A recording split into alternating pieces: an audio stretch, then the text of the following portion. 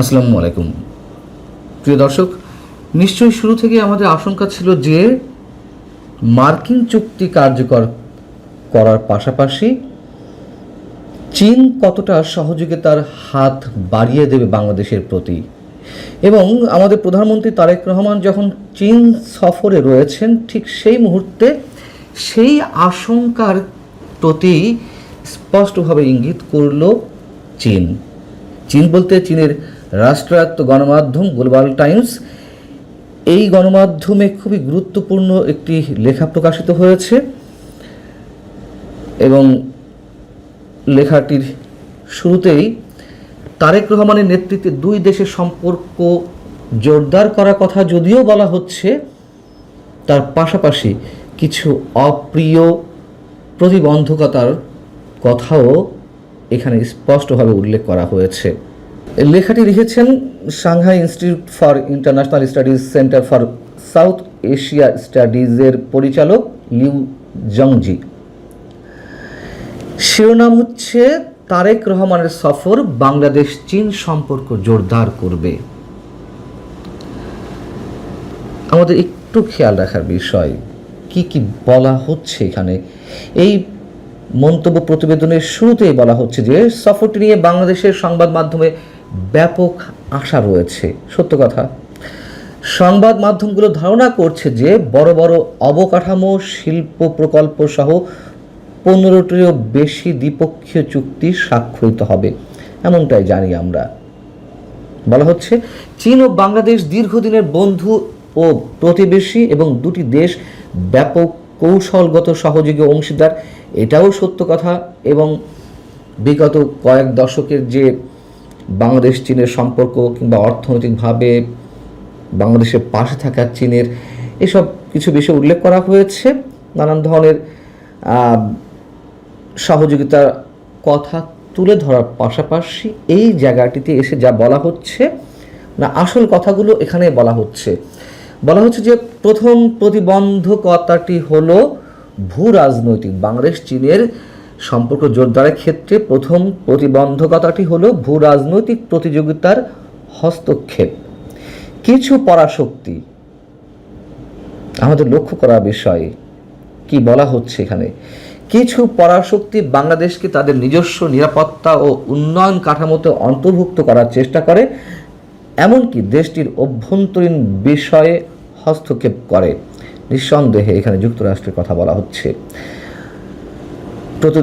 প্রতিবেদনে বলা হচ্ছে যে অসম চুক্তিতে স্বাক্ষর করতে চাপ দেয় সেই পরাশক্তি এবং বাংলাদেশ চীন সহযোগিতা প্রকল্পগুলোকে হেয় প্রতিপন্ন করার জন্য ঋণ ফাঁদের মতো আখ্যান ব্যবহার করে। দ্বিতীয় চ্যালেঞ্জটি হলো বাংলাদেশের অভ্যন্তরীণ রাজনৈতিক স্থিতিশীলতা এবং নীতির ধারাবাহিকতার সঙ্গে সম্পর্কিত। তৃতীয় চ্যালেঞ্জটি উপলব্ধির ভিন্নতা থেকে উদ্ভূত হয়। একদিকে দক্ষিণ এশিয়ায় চীন সম্পর্কে জনসাধারণের ধারণা সীমিত এবং বাংলাদেশের কিছু অভিজাত শ্রেণী পশ্চিমা উন্নয়ন মডেল দ্বারা গভীরভাবে প্রভাবিত। কিছু অভিজাত শ্রেণীর মানুষেরা পশ্চিমা উন্নয়নের মডেল দ্বারা প্রভাবিত। অন্যদিকে যদিও বাংলাদেশের কিছু উচ্চবিত্ত মহল চীনের মডেলের সুবিধা এবং সহযোগিতার সুফল স্বীকার করে, তারা আবার যুক্তরাষ্ট্র ও অন্যান্য পশ্চিমা দেশকে উস্কে দেওয়ার বিষয়ে উদ্বিগ্ন। আর তো কিছু বাকি থাকছে না এখানে, যা যা ইঙ্গিত করা হলো। এই লেখাটার মধ্যে আরও অনেক কিছু আছে, আমি শুধু চুম্বক অংশটা বাংলায় করে আপনাদের সামনে তুলে ধরলাম। আমাদের মনে রাখা দরকার, এই গ্লোবাল টাইমস হচ্ছে চীনের যে সরকারি দল কমিউনিস্ট পার্টি, ওখানে তো সবাইকেই কমিউনিস্ট পার্টি করতে হয়, সরকারি দল কমিউনিস্ট পার্টির যে মুখপত্র পিপলস ডেইলির পৃষ্ঠপোষকতায় গ্লোবাল টাইমস প্রকাশিত এবং পরিচালিত হয়। তো খুব স্বাভাবিকভাবেই আমাদের এটি ধরে নিতে হবে অবশ্যই যে সরকারের মনোভাব মানে চীন সরকারের মনোভাবপূর্ণ যেই লেখাগুলো, তাই তো এখানে উঠে আসার কথা। এখন মার্কিন চুক্তিতে কী ছিল তা নিশ্চয়ই আমাদের এতদিনে মুখস্থ হয়ে গেছে। মার্কিন চুক্তি অনুযায়ী বাংলাদেশ এমন কোনো দেশ থেকে পারমাণবিক চুল্লি, জ্বালানি বা সমৃদ্ধ ইউরেনিয়াম কিনতে পারবে না যাদের যুক্তরাষ্ট্র তার স্বার্থের জন্য ঝুঁকিপূর্ণ মনে করে। যুক্তরাষ্ট্রের প্রধানতম প্রতিদ্বন্দ্বী এই বিশ্বে এখন এই মুহূর্তে চীন, নতুন করে বলা কিছু নেই। এবং সামরিক অস্ত্র আমদানির ক্ষেত্রে যে বাধ্যবাধকতার কথা মার্কিন চুক্তিতে উল্লেখ রয়েছে, সেখানে আমরা যে আমাদের সামরিক অস্ত্রের জন্য চীনের উপরে নির্ভরশীল, সেখান থেকে বেরিয়ে আসতে হবে। চীন থেকে অস্ত্র আমদানি করা যাবে না। স্পষ্টভাবে একটা অনুচ্ছেদে উল্লেখ রয়েছে, বাংলাদেশ যদি নন মার্কেট দেশ বলতে যুক্তরাষ্ট্রের সংজ্ঞা অনুযায়ী অবশ্যই চীন এবং রাশিয়া এইসব দেশের সঙ্গে কোনো মুক্ত বাণিজ্য বা অগ্রাধিকারমূলক অর্থনৈতিক চুক্তি করে, তাহলে যুক্তরাষ্ট্র এই চুক্তি বাতিল করে আবার শাস্তিমূলক শুল্ক আরোপ করতে পারবে। এবং বড় শক্তিগুলোর দ্বন্দ্বে বাংলাদেশ নিরপেক্ষ থাকতে পারবে না। বুঝুন অবস্থা। যুক্তরাষ্ট্রের নিষেধাজ্ঞা বা বাণিজ্য যুদ্ধে বাংলাদেশকে কার্যত একই অবস্থানে দাঁড়াতে হবে। এমন চুক্তি কার্যকর করার দিকে এগিয়ে যাওয়ার পথে চীনের সঙ্গে কিভাবে আমাদের উন্নয়নটা সম্ভব, কৌশলগত উন্নয়ন কিংবা অর্থনৈতিক উন্নয়ন, চীন অবশ্যই আমাদের প্রয়োজন। এবং এই কথা সত্য, আমাদের অর্থনৈতিক উন্নয়নের সবচেয়ে বড় অংশীদার চীন। এবং আবারও মনে করিয়ে দিই যে এই বিষয়গুলো অবশ্যই আমাদের প্রধানমন্ত্রীর সঙ্গে, সে দেশের প্রধানমন্ত্রী কিংবা রাষ্ট্রপতি শি জিনপিংয়ের সঙ্গে যখন দ্বিপক্ষীয় বৈঠক হবে, তখন নিশ্চয়ই এই প্রসঙ্গগুলো তোলা হবে।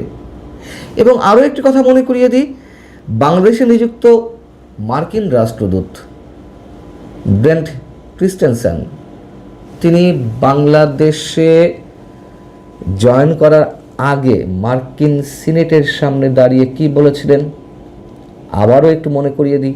তিনি বলেছিলেন, বাংলাদেশের ভৌগোলিক কৌশলগত অবস্থান অত্যন্ত গুরুত্বপূর্ণ।